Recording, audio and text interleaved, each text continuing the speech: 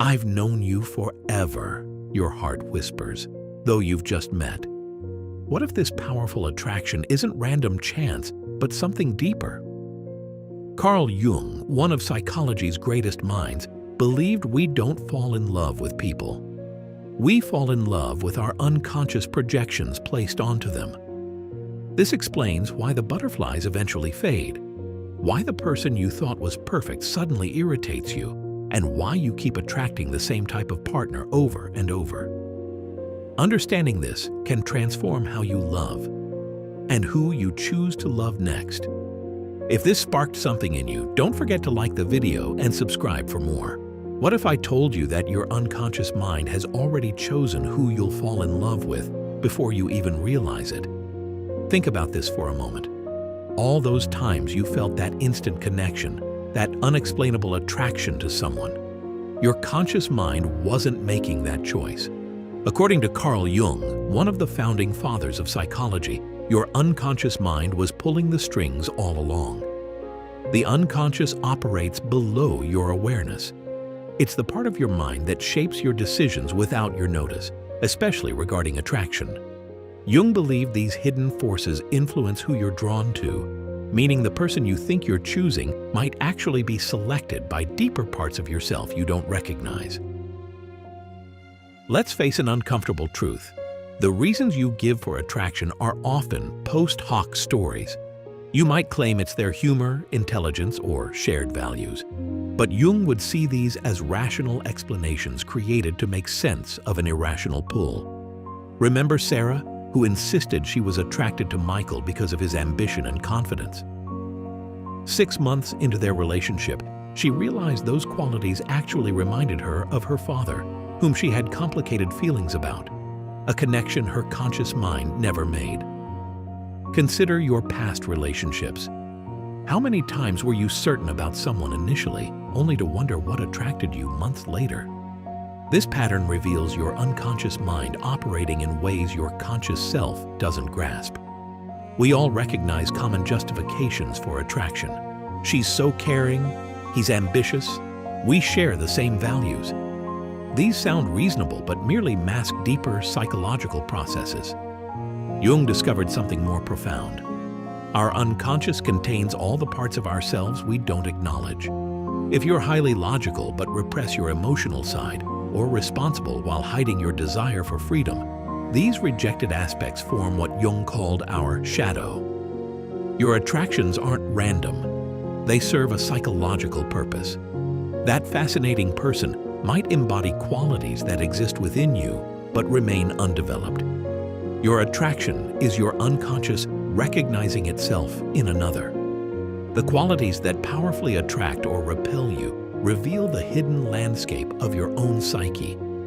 Your friend who consistently falls for unavailable partners isn't making bad choices.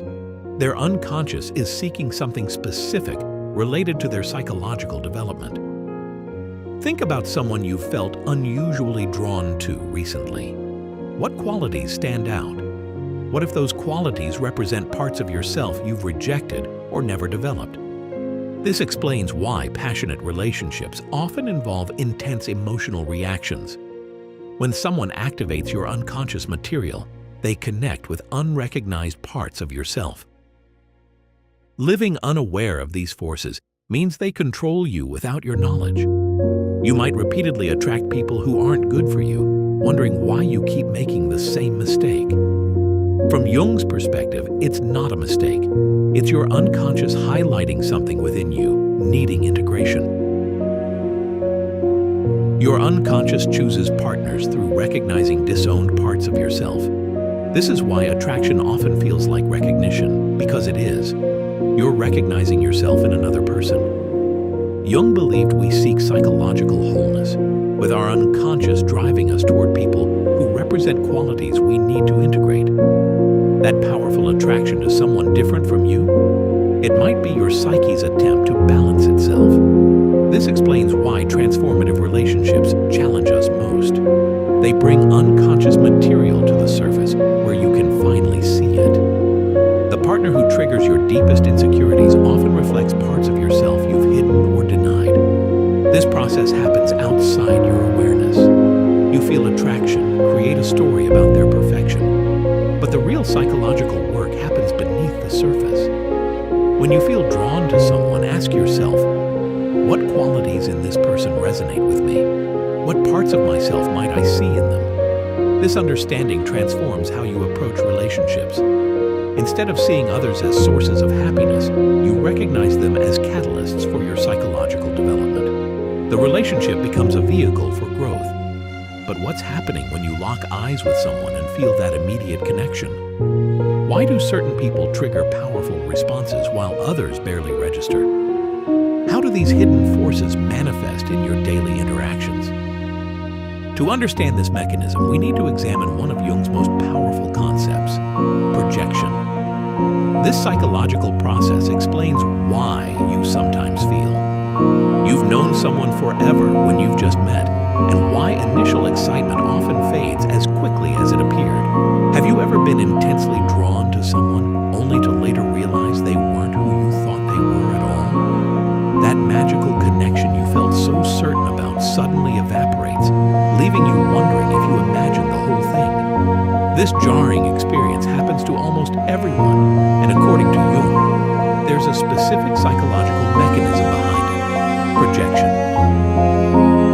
Projection is one of Jung's most fascinating concepts.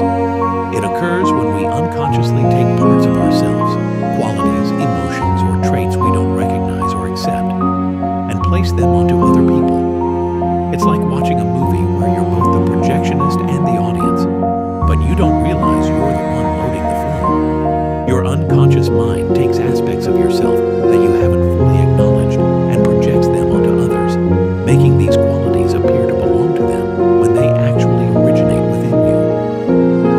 The truly interesting part is that we project in two distinct directions. First, we project positive qualities we possess but don't recognize in ourselves. That artistic talent you admire in someone else. You might have creative abilities you've never developed. Second, we project qualities we consciously lack but unconsciously desire. This creates a situation where we're attracted to both what we secretly are and what we think we're not. This creates a paradox in our attractions. You might be consciously drawn to someone because they seem to possess qualities you lack, while unconsciously recognizing qualities you share but haven't acknowledged. This doesn't mean all attraction is self-centered. It means that powerful attractions often involve this complex interplay between your conscious and unconscious mind. Consider some common examples. The highly logical person who finds themselves magnetically drawn to an emotional, artistic type. On the surface, they're attracted to qualities they lack: creativity, emotional expressiveness, spontaneity. But dig deeper, and you might find that the logical person has repressed their own creativity and emotional side. Have you ever found yourself drawn to someone who seemed completely different from you, only to discover hidden similarities later? Or consider the responsible, structured person who falls for the carefree spirit who lives moment to moment. The attraction seems based on opposites, but often the structured person carries their own suppressed desires for freedom. The free spirit becomes a screen onto which they project these unfulfilled aspects of themselves. These projections create that feeling of magical connection we've all experienced. When you meet someone and immediately sense a powerful bond, as if you've known them forever. The chemistry feels undeniable because you're recognizing unconscious aspects of yourself in another person. The connection feels magical precisely because it's connecting you with disowned parts of yourself. This explains so much about relationships. The intense initial attraction often feels like finding your missing piece, because in a psychological sense, that's exactly what's happening. You're encountering aspects of yourself that you've disowned or never developed. The problem is, these projections aren't sustainable. As the relationship continues, reality inevitably breaks through. The initial excitement fades as your projections gradually withdraw. You start to see the real person rather than the screen you've been projecting onto. Think about a couple who met and immediately felt they were soulmates, only to find themselves arguing constantly 6 months later, wondering where the magic went. Has a relationship ever disappointed you when the initial intensity faded? What's really changing isn't them, it's your perception. Projection is like wearing tinted glasses that show you what you want or need to see, rather than what's actually there. When you first meet someone who triggers your projections, these glasses activate. Over time, as you get to know the real person, the projection glasses begin to come off. You start to see them more clearly. The greatest relationships evolve beyond projection.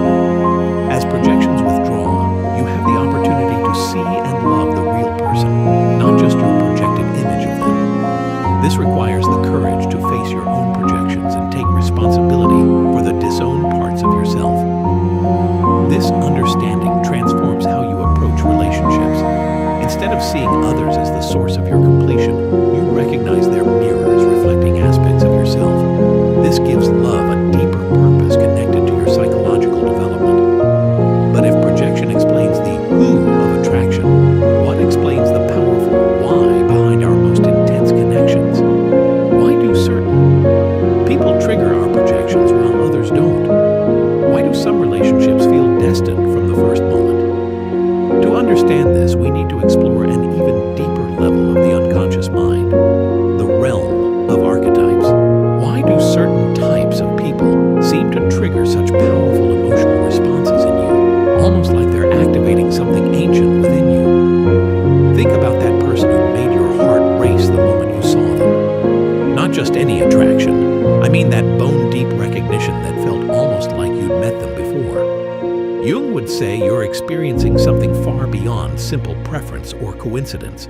Jung introduced a concept called archetypes, universal patterns that exist in what he called the collective unconscious. These are emotional templates deeply embedded in the human psyche that operate across cultures and throughout history. Think of archetypes like characters in a movie that resonate universally: the hero, the mentor, the rebel. Psychological structures that shape how we experience the world, especially in our attractions. These archetypes work below the surface of your awareness, pulling strings and pressing buttons you don't even know exist. This explains why certain people trigger immediate, powerful responses that seem disproportionate to the actual interaction. You meet someone, and before they've spoken 10 words, something in you has already decided they're significant. Have you ever been drawn to someone in a way that felt almost fated? These archetypal attractions can override your logical thinking. You might find yourself drawn to someone who makes no practical sense for you, yet the pull feels irresistible. This isn't random. It's your unconscious responding to patterns that feel deeply familiar, even with strangers. 2 specific archetypes Jung identified play crucial roles in romantic attraction: the anima and animus. For men, the anima represents the feminine image in their unconscious, not what they consciously think about women, but a deep internal image that shapes their attractions. For women, the animus represents the masculine image that operates similarly. These aren't stereotypes, but complex psychological patterns that influence who catches our eye. These internal images develop throughout your life, starting with your earliest relationships, particularly with parents or primary caregivers. The way your mother expressed femininity helps shape a man's anima. A woman's animus forms partly through her relationship with her father. Cultural images, stories, and collective human experiences all contribute to these internal templates. Think about your own patterns of attraction. Have you noticed you're repeatedly drawn to a certain type, even when previous relationships with similar people didn't work out? It's your unconscious following an archetypal template that feels significant beyond rational choice. These archetypal attractions feel like fate. When you meet someone who closely matches your anima or animus pattern, the recognition feels almost supernatural. Jung wouldn't call this destiny, but rather your psyche recognizing a pattern that matches its internal design. This explains the common experience of meeting someone and feeling an immediate connection that transcends the actual interaction. Psychologically, your unconscious recognizes in this person a pattern matching your template. This creates emotional resonance that feels significant because